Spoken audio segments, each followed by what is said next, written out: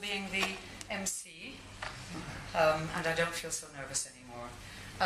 Mark Heywood is the Executive Director of the Human Rights Law Centre, Section 27, formerly known as the AIDS Law Project. He joined the ALP in 1994, becoming its head in 1997, and Executive Director in 2006. In 1998, he was one of the founders of the Treatment Action Campaign, and in 2007, he was elected as Deputy Chairperson of the South African National AIDS Council. In 2009, he was appointed as a member of the Ministerial Advisory Committee on National Health Insurance. He's written extensively on HIV, human rights and the law, and has been part of the legal teams of Section 27, the AIDS Law Project and the TAC that have been involved in all major litigation around HIV in South Africa and various other human rights and constitutional issues. He's a scary man.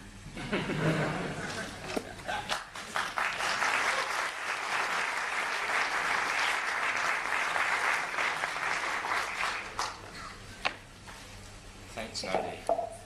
Some people might think I'm scary, but I don't think I'm scary to this audience. First of all, I'd like to say that I really appreciate the opportunity to speak here tonight. I feel deeply honoured. It's also great to be back amongst friends and, again, faces and people that I haven't seen for a long time, because we don't get together in the way that we used to get together as activists and campaigners, whether it was around LGBTI rights or whether it's around rights to treatment for HIV. So it feels meaningful to be asked to stand here for a few minutes and say a few words. So thank you. Those of you who watch TV will have kind of picked up that in the last few months we've branched out as Section 27 from only dealing with HIV and dealing with health, and we're dealing with other struggles these days, particularly around rights of children to basic education, and in the case of Limpopo, rights of children to something as fundamental as a textbook for learning. But in my tours of Limpopo in the last few months, one of the things that I've started to do is to take with me always condoms and constitutions, and to deliver to whatever community we go ample supplies of both. Now, I think this audience doesn't need any lecture about condoms. I think we know all about condoms, or I hope we know all about condoms. I think you don't need any lecture about constitutions either. But I do want to speak a little bit tonight about the Constitution rather than about condoms, and what I think the Constitution means to us and to this audience in the context of this film festival. Because as Nodi said in her introduction, this film festival is now a feature of our landscape. It's a celebration of our identity and of our freedom. But it's also a film festival that has not just played a pleasure principle or an identity principle. It's a film festival that has situated itself in real life and nurtured real life, and particularly sought to nurture real life in terms of new organizations, new individuals, and new campaigns. It's probably a time, or close to a time, that we should reflect on the history of the gay and lesbian movement in South Africa, but in the 10 minutes that I was allocated, there isn't time to go into that history. But what I do think it's important to remember is that, interestingly, but not accidentally, for a group as marginalized as LGBTI people are, we have been one of the first and probably the most consistent beneficiaries of our Constitution. And if you look at 20 years, and those 20 years or 19 years coincide almost exactly with the history of this film festival, we've achieved non-discrimination on the grounds of sexual orientation in our Constitution. We've managed to overturn the criminalization of sodomy. We've established a right to marry. In 19 or 20 years, we've taken South Africa from one of the most queer, unfriendly societies in the world to, at least on paper, one of the most queer, friendly and supportive societies in the world. But as I said, that may be interesting, but it's not accidental.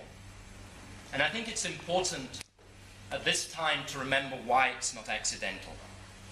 It's not accidental because these achievements were achieved through the struggles of gay and lesbian people who came from marginalized and often poverty-stricken communities. And we need to remember the names of some of those people. We don't forget them. Simon, Zaki, Beverly, Edwin Cameron, Kumi Mtetwa, Jason Vessenar, who I'll come back to in a few minutes. Each gave to get us where we are today. And we're also here because of people who didn't know that they were fighting for us, but people who were fighting for freedom, at least, for freedom for all people, and who gave us a constitution that protects so many rights and that makes unfair discrimination unlawful, and unfair discrimination on the grounds of sexual orientation and gender. So those are the positives. But having mentioned those positives, what struck me as I was preparing this speech is that although we have freedom, we can't really say that we live in a free society. We can't really make that claim. And what does that mean to us, gathered here tonight? And I want to talk about two things in the next 5 minutes. One is our responsibility to show solidarity between communities, between marginalized communities. And the second is the need to show solidarity within our own community. And those are the two things I want to spend a few minutes talking about. I think we all feel, certainly if you listen to the radio or you watch TV, that in this beautiful country of ours with its rich traditions of struggle, its beautiful mountains, its literature, its everything, we're reaching a watershed point, certainly a watershed point post-1994. We're witnessing a growing political and social crisis. We saw the horrific murders at Marikana, and I went to Marikana a few weeks ago, and I tell you, if you go to Marikana and see that little rock where people were shot on, it makes it even more disturbing than what you see on the television. But Marikana wasn't an isolated incident. It's linked to growing crimes of inequality, of unemployment, of deteriorating social conditions in health and in access to basic education.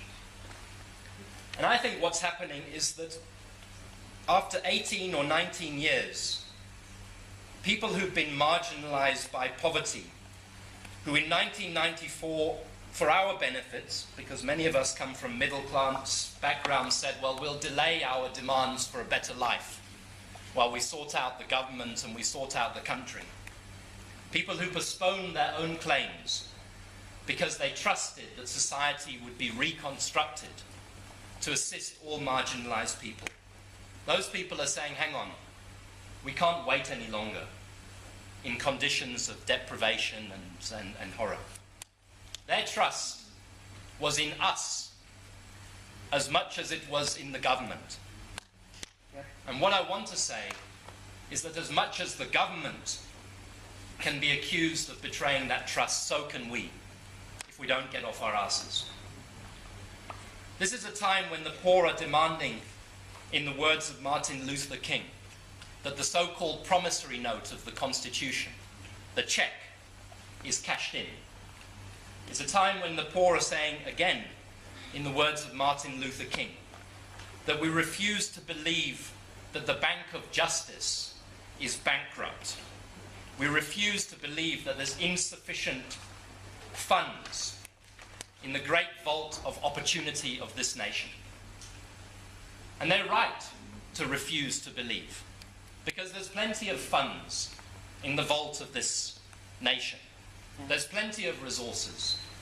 But people have become complacent and happy to keep those resources for themselves, while the other, and it's a big other, is left outside the perimeter fence. And so the message that I want to put across to us tonight is that gay, lesbian, transgender, bisexual, intersex people, people of any gender and sexual preference, have to stand shoulder to shoulder with marginalized people and to drive the society towards the resolution of these social crises. We have to ask, what can we be doing and what should we be doing? And it's not difficult to find answers to that. And we have a self-interest in that, because if we don't do that, the gains which we celebrate tonight will be washed away. Because there is nothing inherently sacrosanct in our Constitution. There's nothing inherently sacrosanct in Section 9, the Equality Clause of our Constitution. And indeed, as we see with the ruminations of people like Patakile Holomisa and Julius Malema, there's plenty of people who are waiting to seize advantage of legitimate anger and drive it towards despotic ends. So we've got a duty, if we value our independence and if we value our freedom and if we celebrate our identity and if we stand for the types of solidarity that we expected of other people. The second thing I want to say is about solidarity within our community. We need solidarity with the poor, but we also need solidarity amongst ourselves. It struck me coming here that we're free in Hyde Park tonight, but our brothers and sisters in Katlehong on the East Rand are not free tonight. That many of us are free in the walled security of our estates, but many more of us are not free outside of those estates, where hate crimes of corrective rape, murder, intimidation of gay, lesbian people have free reign and go unpunished. And I have to say, I was glad to be asked to come and speak tonight, because one thing that has been burning my soul since December the 19th last year, was our inability as a community to make sure that there is justice for Jason Vessenar. And the 10 months that have gone past since the 18th of December, with a paltry police investigation, and where we've allowed a boy who we loved and considered beautiful and an activist to really go without justice. And it makes me wonder why we're silent. Because we knew Jason, I knew Jason personally, but there are other Jasons that I don't know personally who are getting the same type of treatment. Some of them are being killed, some of them are being maimed, and we're not doing enough about it, and we should be. And it's in this context that I couldn't avoid tonight saying something about the appalling assault, because that's what I believe it was, that took place at the Johannesburg Gay Pride March on October the 6th of this year, a few weeks ago. The 1 in 9 campaign was brave and right to hold the demonstration that it did, to remind us of the roots of our responsibilities. Little more than 20 women were justified in trying to bring